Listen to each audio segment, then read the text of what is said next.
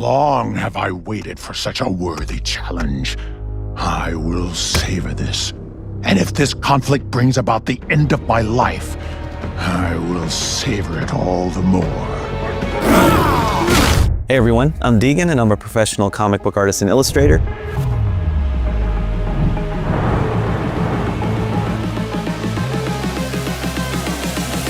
And today, I'm going to be drawing an epic scene from Invincible Season 3, Episode 4 for you guys, where Battle Beast fights a Viltrumite executioner. Let's get into it. With every piece of art that I create, I always start by thinking about the overall composition and poses of the characters. You can see here I started by sketching some basic wireframes of Battle Beast and the Viltrumite executioner. That way I can kind of get an idea of the flow and overall layout of the piece as a whole. My process, especially in the comic book industry, is a little unorthodox. Most artists, after sketching their wireframes and base layout, will begin very roughly sketching the characters in pencil, and then will ink over that pencil sketch in black, refining their line work at that point. But I found over the years that I don't really like having a rough sketch stage. I love jumping from my basic layout straight into my line work and refining the anatomy and poses of the characters. That's really the most fun for me. Here you can see that I started drawing Battle Beast's head and facial expression. I really wanted to emphasize this in the piece. For me, the focal point of this whole thing was going to be his facial expression. His main goal is to find worthy adversaries and a battle that truly fulfills him. So I wanted to emphasize the excitement that he has to fight a Viltrumite. He's practically salivating at the opportunity. And as you can see as well, I initially started by doing an open mouth, almost yelling expression.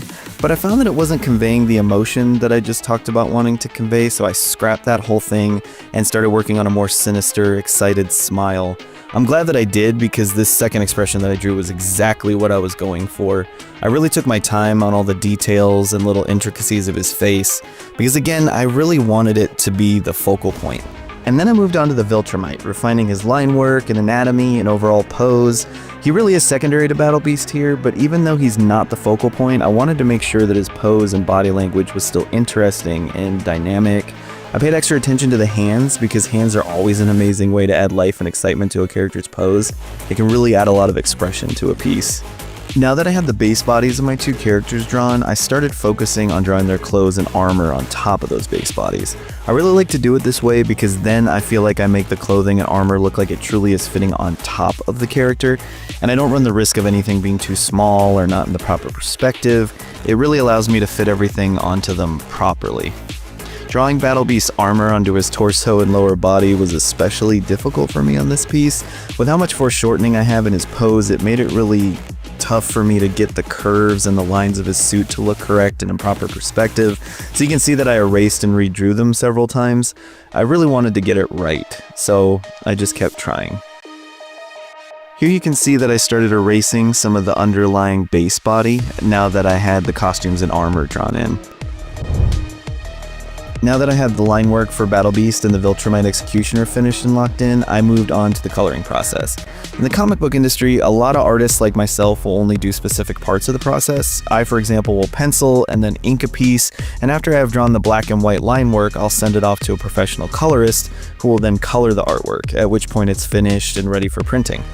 It's not very often that I color my own art and don't work with a collaborator, but for this video we really wanted to show you guys a complete from start to finish process, so I came out of coloring retirement. I start by laying down flat base colors. After doing that, I can start to throw in the darker tones and where the shadows would fall depending on where I decided to place the light source. This is always a bit of a painstaking process for me.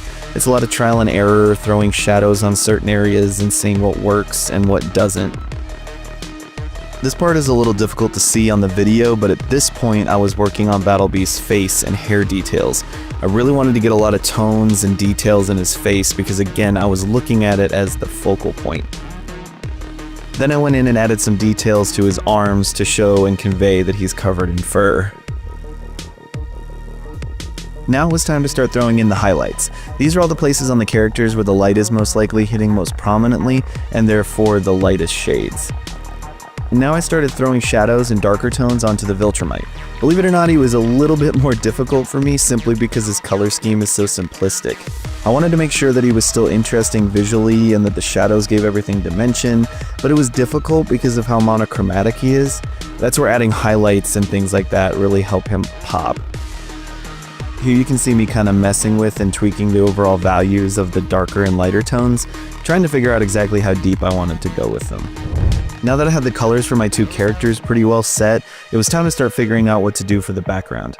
As you can see, I went through many different color combinations, special effects, ideas.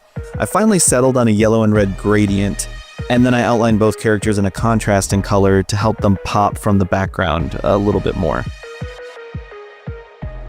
Then I started adding in what we call in comics action lines. It's fairly self-explanatory, but it does what it implies, which is add movement, action, and make the piece feel more dynamic overall. Here I decided to change where the action lines were emanating from, the focal point from where they all are drawn to. By moving the action lines in their overall direction, I was able to better sell the movement and the idea that Battle Beast is really jumping at us. This was a pretty pivotal point in the process where I decided to zoom the camera in a little bit more. I felt like bringing us closer to the action as a viewer made everything a bit more exciting. And lastly, it wouldn't be Invincible without a little bit of the old red stuff. For any of us fans who have watched this fight, or any fight from Invincible for that matter, you know it is only a matter of time before someone or everyone is getting some blood on them. And from an artistic perspective, it's such an amazing way to add motion, contrast, and stakes to a scene. Having bits of splatter flying off the back of Battle Beast's hands and from the corners of his mouth just add that little extra punch and really make it feel like Invincible. And you can see adding in bright highlights really helps make it look like a liquid and gives it that shininess, again making it pop more. At this point, I was really in the home stretch and kind of just playing around with little tweaks, adding in bits and pieces here and there, and experimenting with tiny details. Really just trying to add as many bells and whistles as I could and experimenting, seeing what worked and what didn't.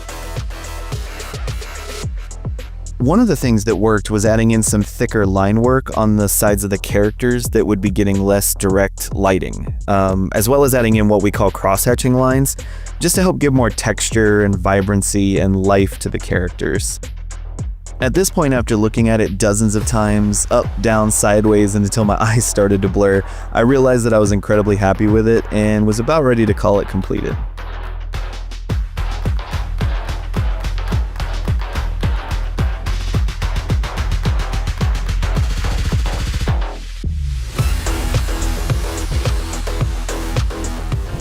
Thanks so much for watching me draw this fight from Invincible.